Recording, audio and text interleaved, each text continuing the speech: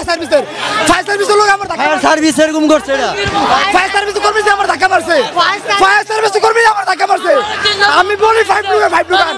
আসসালামু আলাইকুম আপনারা সবাই কেমন আছেন আশা করছি সবাই ভালো আছেন তো আমি আপনাদের কাছে দেখাবো বঙ্গবাজারে আগুন নিয়ন্ত্রণের ক্ষেত্রে ফায়ার সার্ভিসের গাফলতি ছিল ফায়ার সার্ভিসের উপর ক্ষোভ প্রকাশ করে এমনটাই বললেন এক ভাই আর এইদিকে এক ভাই বলেন বঙ্গবাজারে কখনো আগুন লাগেনি আর এইবার বঙ্গবাজার চক্রান্ত করে আগুন লাগানো হয়েছে তো আমি আপনাদের কাছে এই দুটি ভিডিও সমস্যা দেখাবো তো আজকের এই ভিডিওটি অত্যন্ত গুরুত্বপূর্ণ তো আমি আশা করবো যে আপনারা সম্পূর্ণ ভিডিওটি দেখবেন আর সম্পূর্ণ ভিডিওটি দেখলেই বিস্তারিত জানতে পারবেন আর এই ভিডিওটি দেখানোর আগে আপনাদের কাছে আমার ছোট্ট একটা রিকোয়েস্ট আপনারা যদি আমার চ্যানেলে নতুন হয়ে থাকেন তাহলে একটু নতুন আপডেট নিউজ সবার আগে পেতে আমার চ্যানেলটি সাবস্ক্রাইব করে আমার সাথেই থাকুন আর এখন চলুন আমরা প্রথমে দেখে আসি এক ভাই কেন বলেছেন বঙ্গবাজার আগুন নিয়ন্ত্রণের ক্ষেত্রে ফায়ার সার্ভিসের গাফলতি ছিল সেই ভিডিওটি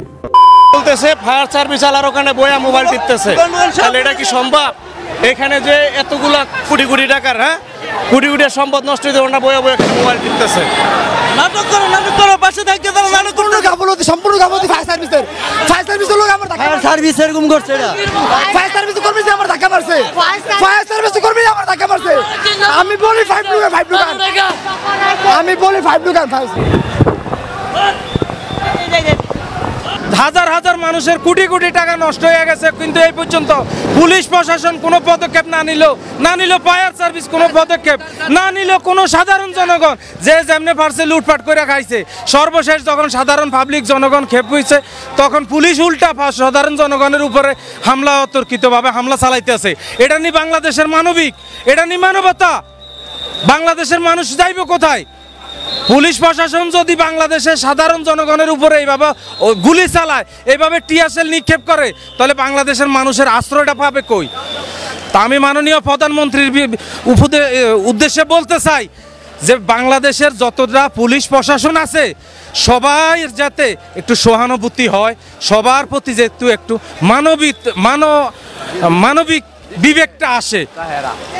এই জিনিসটা আমি মাননীয় প্রধানমন্ত্রীর কাছে আশ্বাস করি অন্তত আমাদের যারা দোকানপাট হারাইছে ব্যবসা বাণিজ্য হারাইছে গরিব অসহায় যারা আছি তাদের সকলের প্রতি যেতে একটু দৃষ্টি দেন আমাদের উপরে দেখেন টিয়ারশেল নিক্ষেপ করতেছে আপনারা সরাসরি দেখতেছেন যদি লাইভে থাকেন সরাসরি লাইভ দেখাইয়া দেখেন টিয়ারশেল কিভাবে মারতেছে আমি হবাই মুখ ধুই আইছি আমার চোখে টিয়ারশেলের গ্যাস আইছে আমি হবাই মুখ ধুই আইছি আমি এখানে আমার এই দুই দোকানের মাল দেখেন আমার সব মাল লুটপাট করে লয়ে গেছে আমি মাল বাইর করার পরে এই যে কিছু মাল নিয়ে দাঁড়ায় রয়েছি আমার এই মালগুলো লয়েছে এর পরবর্তীতে যদি পুলিশ প্রশাসন অতর্কিতভাবে সাধারণ জনগণের উপরে এরকম হামলা করে তাহলে সাধারণ জনগণ যাবে কোথায় মাননীয় প্রধানমন্ত্রীর দৃষ্টি আকর্ষণ করছি আপনি এখনো সাধারণ মানুষের পাশে দাঁড়ান এখনো আপনার পুলিশ প্রশাসনকে আপনার নিজের আয়ত্তে রাখবেন না জনগণের সেবা করার অনুমতি দেন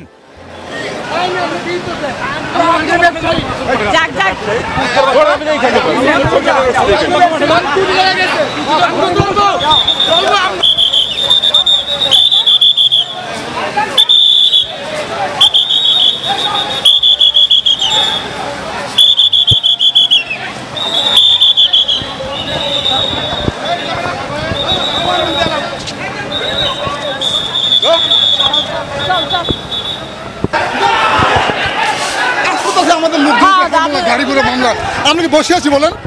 বসে আছি সকাল থেকে আমরা কাজ করতেছি তাই না এখানে আমাদের ঢাকার কোনো ইউনিট এখন বাকি নেই এই এখন আমাদের উপরে হামলা দেওয়ার তো কোনো অর্থ আছে